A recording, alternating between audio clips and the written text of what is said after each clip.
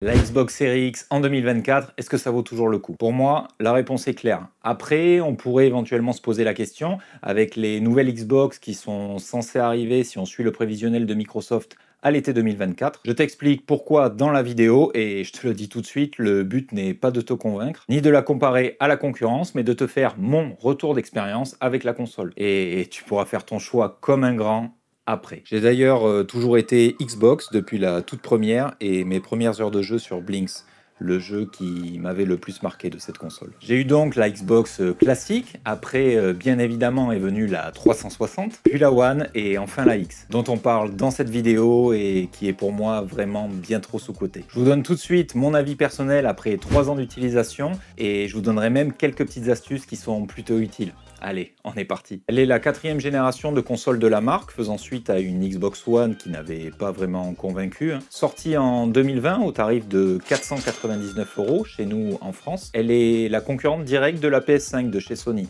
Elle reste cependant la console de salon la plus puissante qui existe. Microsoft n'a ici qu'une seule ambition, délivrer aux joueurs les meilleures performances possibles. Et pour ça, les composants intégrés promettent des jeux jouables en HDR10, à Dolby Vision Atmos, du ray tracing, de la 4K à 60 images par seconde, avec sa sortie HDMI 2.1, un nouveau système de stockage par SSD, ici de 1 Tera en interne. Mais après 3 années avec, ce que j'ai envie, c'est pas vraiment de lire sa fiche technique. Ça n'aurait aucun intérêt de toute façon, et ce n'est pas le message que j'ai envie de vous faire passer, mais vraiment vous parler de mon ressenti. Et il est très bon. Il est très bon pour moi, mais la console, et c'est une certitude, elle mettra pas tout le monde d'accord. D'une part parce qu'elle ne profite pas d'une communication commerciale suffisamment poussée, que ce soit pour sa console, ses jeux, ou même les services qu'elle propose. Et même dans le langage courant, on entend beaucoup plus dire « Tiens, si on se faisait une partie de Play », qu'autre chose. Oui, elle est puissante, oui, elle est jolie, enfin, ça reste aussi suivant les goûts. Mais est-ce qu'elle séduit les joueurs? Parce qu'elle est là, la vraie question. Parce que pour la faire vivre, il faut qu'elle plaise. Et pas seulement séduire les gamers ou les personnes averties qui sont conscients de la bête et de ce qu'elle peut proposer. Non, non. Séduire aussi le grand public, le joueur occasionnel. Celui qui allume sa console aussi une fois par semaine pour faire un FIFA. Mais qui achète quand même la dernière console et bien souvent, il ne se tournera pas vers Xbox. Malgré tout, mon avis, je te dirais qu'il est très bon parce que pour moi, Microsoft pense avant tout aux joueurs et à leur porte-monnaie. Et on y reviendra après, mais pour moi, le gros point fort de cette console, c'est la rétrocompatibilité, permettant de jouer aux jeux d'ancienne génération sur celle-ci. Alors vous me direz que ça se fait aussi ailleurs, oui c'est vrai, mais l'avantage de la Xbox Series X, c'est son lecteur Blu-ray UHD intégré. Il vous permettra de lire en physique vos anciens jeux Xbox classiques, 360 et One, et ça, c'est fort. C'est d'ailleurs ce qui a tranché dans ma décision il y a 3 ans entre la série S et la série X. Et même pour ceux n'ayant pas toujours été joueurs Xbox, avec des magasins de seconde main comme Micromania et Easy Cash pour ne citer que, c'est un éventail de jeux physiques qui s'offre à vous à des prix ridicules pour certaines licences. Et plus fort, malgré des graphismes certainement, oui, vieillissants pour certains jeux, la Xbox, elle va faire comme un upscale de ces jeux. Elle va améliorer la qualité de l'image pour vous fournir quelque chose de plus propre que les jeux originaux, et également des temps de chargement réduits par rapport aux jeux. En somme, des jeux remasterisés que vous pourrez découvrir et redécouvrir à travers cette console, et ça c'est cool. Fini la perte de vos anciens jeux qu'on a d'ailleurs souvent du mal à vendre ou alors pour quasi rien. Puis Microsoft, c'est aussi des jeux multiplateformes, souvent moins chers que la concurrence. On trouvera souvent des promotions ou des baisses de prix assez rapidement sur les jeux Xbox,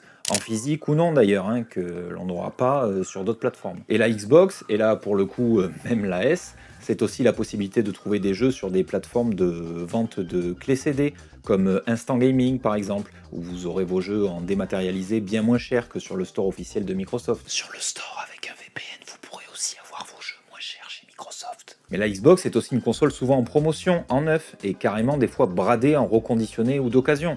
Quand on voit certains prix proposés, il y a vraiment de super affaires à faire. Bon, ça fait 2 fois faire, mais vous voyez le deal. La Xbox, c'est aussi une manette. On aime, on n'aime pas, moi je l'adore. Elle tient bien en main, les touches tombent sous le sens, grande ou petite main d'ailleurs. Les manettes de One sont compatibles sur la X, et inversement, elles peuvent être connectées à 2 appareils simultanément, votre Xbox et une tablette par exemple, et juste un appui sur la touche Xbox vous fera passer d'une plateforme à l'autre. Vous pourrez jouer en mode copilote en allant dans les options et réglages de la console pour jouer avec un enfant par exemple, à 2 manettes sur un même jeu solo. Le truc, parce qu'il y a un truc quand même sur cette manette, c'est que par défaut, elle est faite pour fonctionner avec 2 piles. C'est pour ça que mon premier achat quand j'ai eu la console, ça a été d'acheter des batteries avec un chargeur de manette. Je vous mets d'ailleurs un lien en description si ça vous intéresse. La Xbox, c'est aussi le Quick Resume, cette fonction qui te permet de lancer un jeu en instantané. On va contextualiser, tu es sur un jeu solo en attendant que tes potes se connectent sur le vocal Xbox ou sur Discord par exemple, pour un multi sur un autre jeu par exemple. Tu fais finalement ta partie de multi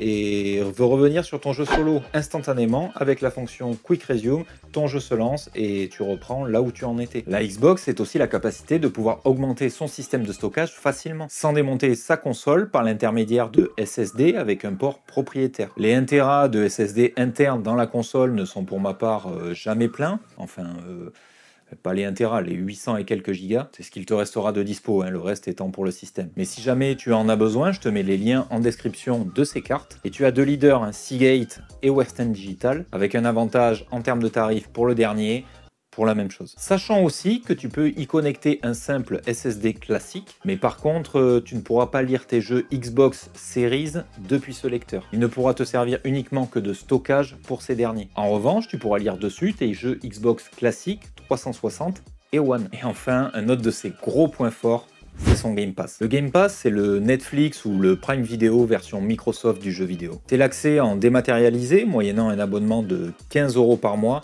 à des centaines de jeux. Et guette sur les sites de vente de clés CD, ils vendent aussi des abonnements au Game Pass qui peuvent réduire la note. Je te mets des liens aussi en description. C'est l'accès à des jeux d'ancienne génération de Xbox remasterisés, mais aussi des jeux AAA et des exclusivités Microsoft. Tu y retrouveras les Gears, Halo, Forza, A Plague Tale Requiem, As Dusk Falls, pour ne citer que. Et étant un service sans abonnement, le calcul est vite fait. Si un jeu récent AAA dans ce catalogue t'intéresse, tu pourras y jouer plus de 4 mois, te désabonner, qu'il te sera revenu encore moins cher que si tu l'avais acheté en physique. Et ça, ce n'est si tu joues qu'à un seul jeu à la fois. Et Xbox va encore plus loin. Oui, ils te font découvrir des jeux, des centaines, même leurs jeux les plus récents, des exclusivités Xbox sorties le jour même présentes sur le Game Pass sans surcoût supplémentaire, des jeux indépendants et des nouveaux jeux ajoutés en permanence. Mais là où Microsoft bouscule la cour, c'est qu'avec cet abonnement, tes jeux, tu pourras t'en servir partout. Bon, moyennant une bonne connexion internet quand même. Mais tu pourras commencer ta partie sur ta console, puis la poursuivre sur ton smartphone ou ta tablette, ton PC et même ton Mac. Tu pourras y jouer via le service de cloud gaming proposé par Microsoft sans surcoût avec ton abonnement.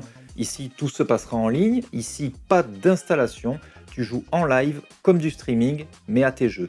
Trop fort. Pour conclure, vous l'aurez compris, la Xbox Series X en 2024, pour moi, c'est un oui. Surtout avec les exclus Xbox qui débarquent sur d'autres plateformes et qui sont commandés des milliers de fois. Donc la console séduit et ses jeux aussi. Et pourquoi celle-là et pas la prochaine alors? La prochaine a un design revisité, on n'aime pas, les goûts et les couleurs c'est toujours pareil. Les services ils seront les mêmes, alors certes avec des performances améliorées. Et alors? Est-ce que la Xbox One S a mis à la porte la Xbox One classique? Je crois pas. Et en revanche, ici, avec cette nouvelle console, fini le lecteur de disque physique. Et je choisirai cette actuelle série X juste pour son lecteur Blu-ray. On l'a vu, mais juste avec ce lecteur, le catalogue de la console devient juste énorme. Il permet de continuer à des jeux des générations précédentes, et c'est là pour moi toute la différence, et qui fait que je reste sur celle-là. On a vu ce qui faisait du mal aujourd'hui à Microsoft, et je rajouterai également que les gros jeux solo narratifs penche plutôt côté PS5, mais pour avoir les deux à la maison, c'est bien celle-là qui s'allume le plus souvent, la Xbox Series X. Merci d'avoir suivi la vidéo jusqu'à la fin. Si elle vous a plu, n'oubliez pas le pouce bleu et le partage. Restez connectés, restez branchés et surtout, restez vous. C'était Picat, à plus.